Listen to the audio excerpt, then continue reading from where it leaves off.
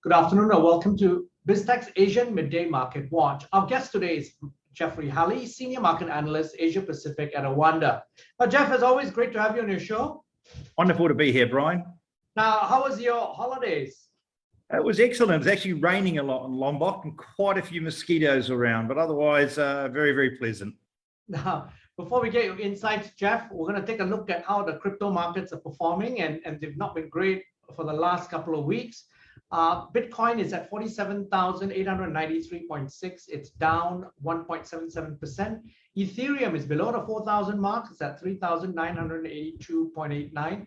It's down 0.66%. Now, if we take a look at how regional markets are performing, we're going to start with the SGX, which is at 3,120.05. It's down 0.28%. The KLSC is at 1,489.24. It's up 0.31%. Shanghai is at 3,639.42. It's down 0.97%. The ASX All Ordinaries is at 7,641.2. It's up 0.3%. The Nikkei, however, is in negative territory. It's at 28,592.5, down 1.62%. The Hang Seng is at 23,200. It's down 1.19%.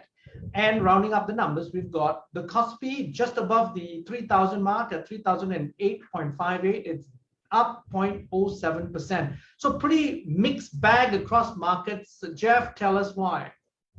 Yeah, I think we can trace this back to two notable events. One, the technology sell-off or growth, as they like to call it, that we saw last night, which reversed all those post-FOMC gains as markets decided they were concerned about inflation now as opposed to the day before when they weren't. So we've seen another tail chasing move lower there. That's been reflected in markets such as the Nikkei in South Korea, Taiwan, Hong Kong, which have also got similar sort of weightings towards technology.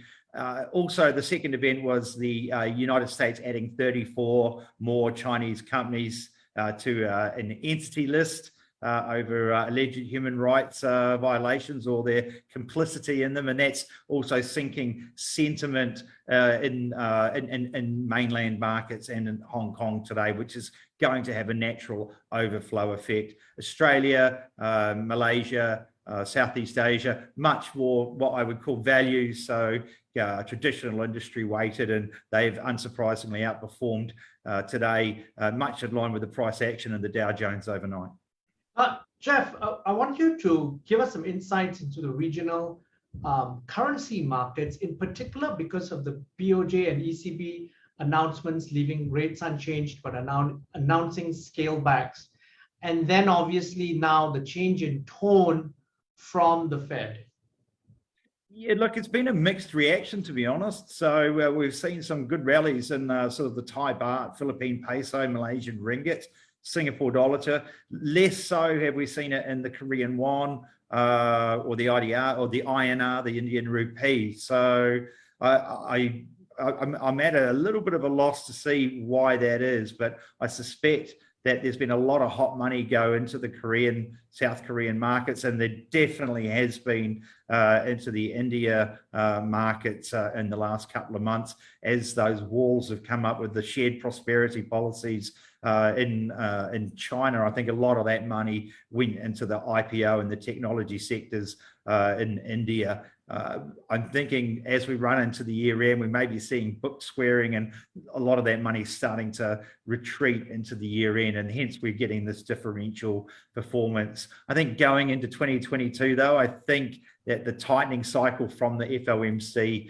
will start weighing more on markets generally in Asia, which if we look at it are in no position or have no want to start hiking rates. So inevitably I feel that will lead to Asian currency weakness in 2022. Now, in your commentary today, you highlighted several issues which are concerning you in markets at the moment. Could you give our audience a little bit of an insight into what your concerns are right now? Oh, okay. I actually haven't got that up in front of me, so we'll have to run through that one. I'll have to go through my old memory. I think the biggest one was the YouTubers who mostly use these DJI drones for their filming, and I thought they might be experiencing a black swan into the year end because DJI got added to their entity list overnight. So hit like and subscribe to see if they are going to experience a filming black swan into the year end. But I think overall, my feeling is that it's very easy to get sucked into short-term moves in the markets at the moment. We're seeing a lot of whipsaw price action going on, a lot of tail chasing, and I think volatility will continue to be the winner in December. So I think we've got a lot of book squaring, we've got a lot of options expiries tonight in the US, for example. We're going to see more of this volatility behavior at the expense of directional moves into the year end. So my warning or my note of caution will be is to not get suckered into apparent new trends or trying to do things like bottom fishing in China property stocks. Okay, there's never just one cockroach there, and I think there's quite a few more to come out of the woodpile there. Jeff, thank you very much for giving us your insights and for speaking to us. Always a pleasure, Brian. Have a wonderful weekend, everybody. Now, we've been speaking to Jeffrey Halley, Senior Market Analyst, Asia Pacific at OANDA on Biztech Asian Midday Marketwatch. I'm Brian Fernandez. This video and podcast will be on our various social media platforms as well as our website, www.biztech.asia. Please subscribe and like our various platforms. Thank you very much for tuning in.